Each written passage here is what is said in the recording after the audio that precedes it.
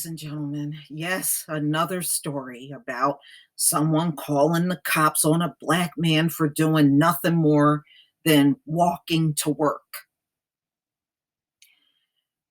I just come to the conclusion that these people are so sick in the head and way far gone for anybody to turn this thing around. Just understand, my black community, that this kind of stuff is here to stay. It really is. Until laws are in place where people can't make all these bogus ass phone calls, this is here to stay. You know, out of all of the authorities that have showed up for these calls, not one of them had said, you know what, this is going to have to stop. Not enough of them were saying it.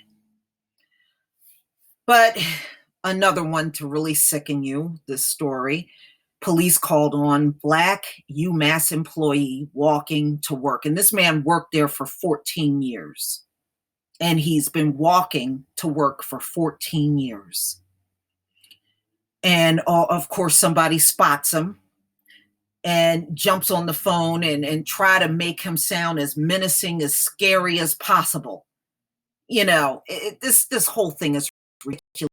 It's why people talk about separation. This is the very thing that triggers those kind of conversations. So this happened September 17th, 2018.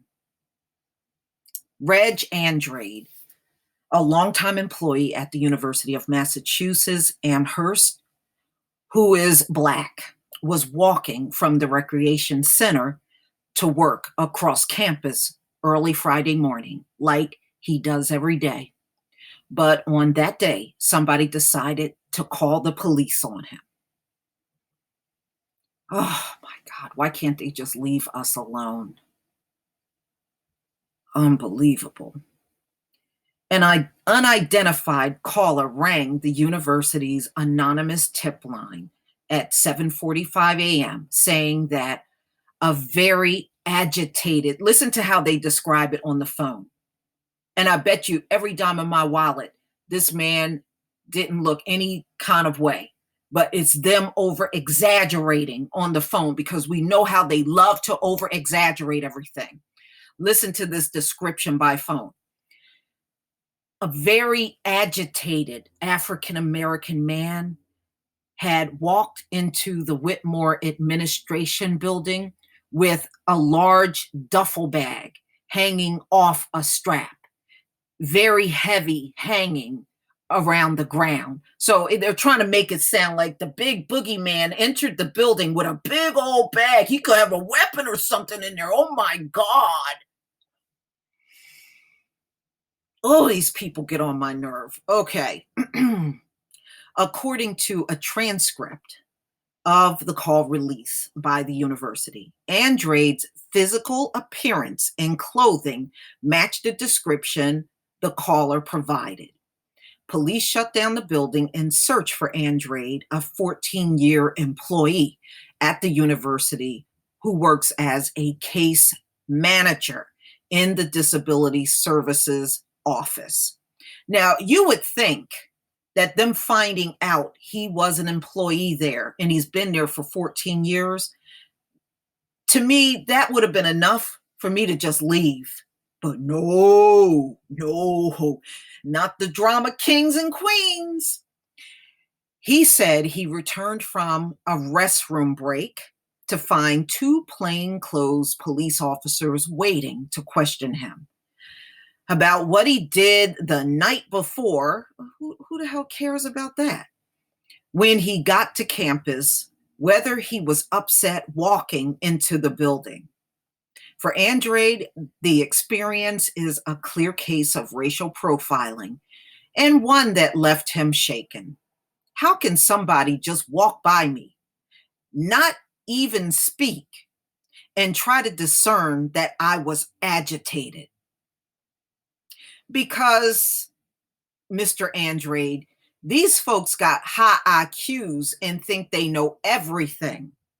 So when they call the police, they are certain they're right, although they really don't know what the fuck they're talking about. This is what you're dealing with. Andre said of the caller in an interview with the Gazette, this is when it becomes dangerous, when people know how to push the buttons of law enforcement. Exactly. Those were those strong key buzzwords. Agitated black man dragging a heavy bag. Yeah, he's right about that. In an email to the campus community university chancellor, um, said that he hopes the anonymous call was well motivated to protect public safety, but that he also knows the racial profiling, intentional or not, corrodes efforts to make the university welcoming to all. For our community, this is a difficult matter. We are living at the intersection of two very trying issues. We must do our part to respond quickly to perceived threats of potential violence on campus. Yes, and we know that violence can only come from black men, right? Although your mass shooters on campus, those are not black men, but that threat can only come from one man as a black man. Oh my God.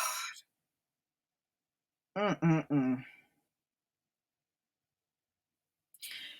And we must build an inclusive community that respects everyone and rejects profiling.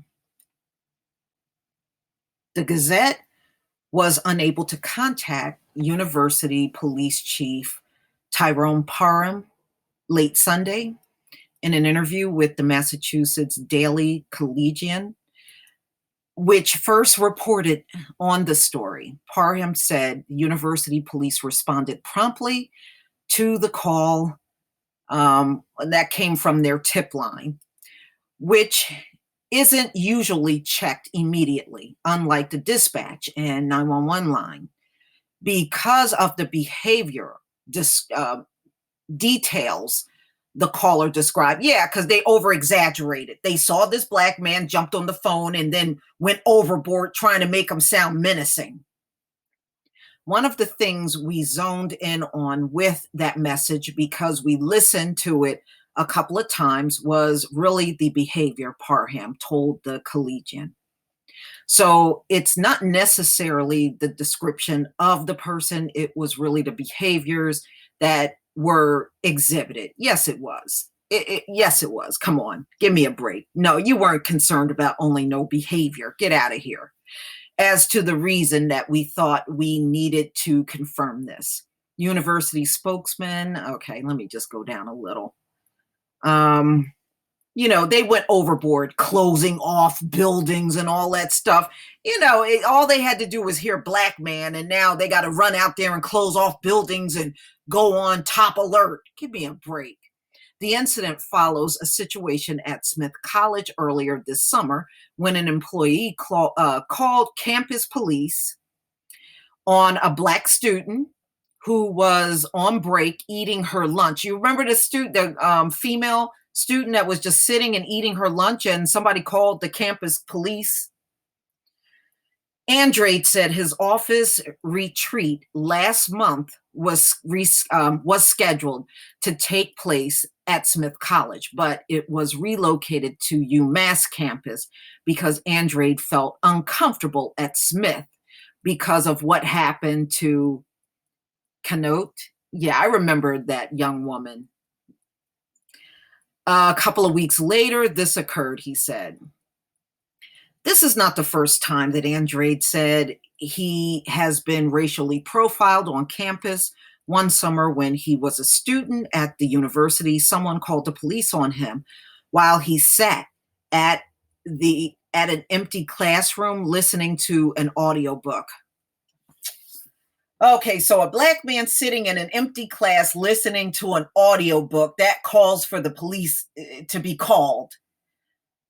Oh man, if these petty ass people don't get out of here. Later, an employee, someone again called the police on him after he finished working at a new student orientation. I always have to have my ID card on me, always, no matter where I go, he said. Andre described the episode as extremely nerve wracking and something he'll now always remember when making the walk to his office from his morning workout. Wow, it's a damn shame. I'm starting to think these two might have guns. These two men might have weapons on them. And here I am feeling extremely vulnerable, not comfortable in my own office, he said, of his experience being interrogated by the two officers who responded to the scene. Where is this going? Am I going to get charged with a crime? Are they going to arrest me in front of my coworkers, handcuff me? To describe how he feels after his third encounter with racial profiling on campus, Andrade used an analogy of an athlete's spraining an ankle multiple times. Each time, he said, the healing process takes longer. That's a damn shame. He's been on that campus for 14 years and he's being racial profiled over and over and over.